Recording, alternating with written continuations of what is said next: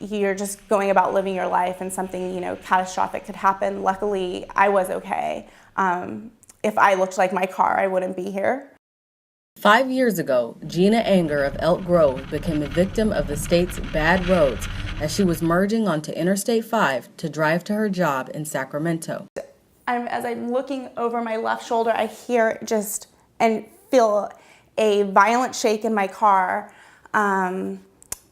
hear a really loud noise, and I knew exactly what had happened. I knew I'd hit a pothole. California drivers endure some of the nation's worst roads every day. Why?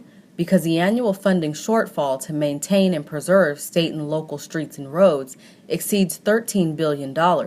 As a result, rough roads and potholes are inevitable. The average driver faces a bill of more than $700 a year for wear and tear caused by bad roads.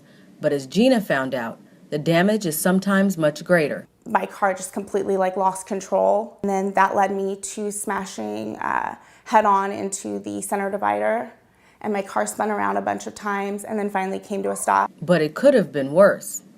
I luckily walked away with just being sore and then bruising from the safety devices that were put in place in the car. Unfortunately, Gina's experience is not unusual, as a San Jose family recently found out the hard way on one of the worst stretches of pavement in the state, Interstate 580 between Livermore and Tracy.